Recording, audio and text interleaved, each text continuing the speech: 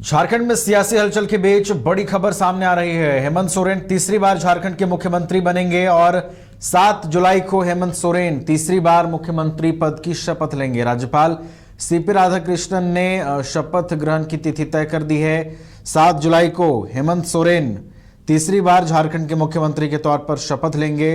उनके साथ मंत्री भी शपथ लेंगे। आपको बता दें कि कल ही यानी कि बुधवार को विधायक दल की बैठक हुई सीएम आवास पर और सीएम आवास पर सबकी निगाहें टिकी रहीं और सीएम आवास से फिर दोपहर 2 बजे ये खबर आती है कि एक बार झारखंड में फिर से नेतृत्व का परिवर्तन होगा। नेतृत्व परिवर्तन के बाद हेमंत सोरेन के नाम पर एक बार फिर से मुहर लगाई गई है। तीसरी बार झारखंड की बागडोर अब हेमंत सोरेन फिर से संभालने जा रहे हैं। तो झारखंड में सियासी हलचल के बीच बड़ी खबर आ रही है सामने। 7 जुलाई को हेमंत सोरेन तीसरी बार मुख्यमंत्री पद की शपथ लेंगे। उन्होंने कल ही दावा पेश कर दिया है सरकार बनाने का, जिसके बाद सीपी राधाकृष्णन ने 7 जुलाई की जो तारीख है वो निर्धारित की है शपथ ग्रहण के लिए।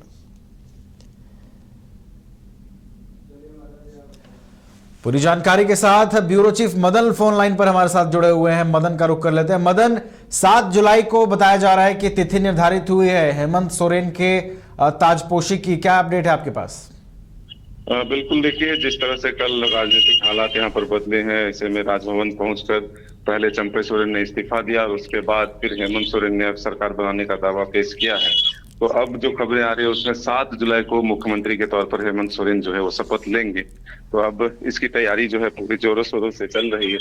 तो अब राज्य में फिर से एक बार हेमंत सोरेन जो है सरकार की कमान संभालेंगे और उनके मंत्रिमंडल का विस्तार होगा, फिर कामकाज को तेजी दिया जाएगा। तो ऐसे में हम कह सकते हैं कि जिस तरह से ईडी की कार्रवाई के दौरान उन्हें गिरफ्तार किया गया था और उससे पहले उन्होंने इस्तीफा दिया था, तो अब वो परिस्थिति बदली है। जमानत उन्हें हाईकोर्ट से मिली है, अब जमानत पर वो बाहर आए तो फिर से एक बार सरकार की कमान जो है वो संभालेंगे। राज्य में फिर से एक बार हेमंत सोरेन की सरकार चलेगी और महज कुछ महीने जो बचे हैं चुनाव में, इससे पहले वो एक लंबी लकीर खींचना चाहते हैं, सरकार के कामकाज को और तेजी देना चाहते हैं, जिससे चुनाव में अगर वो जाए तो उनके पास जो है एक आंकड़े हो और उस आंकड़ों के आधार पर जो है वो जनता को बता सके कि हमने विपरीत परिस्थितियों में भी किस तरह से राज्य के विकास के लिए काम किया और ये जो रिजल्ट है वो उसका परिणाम।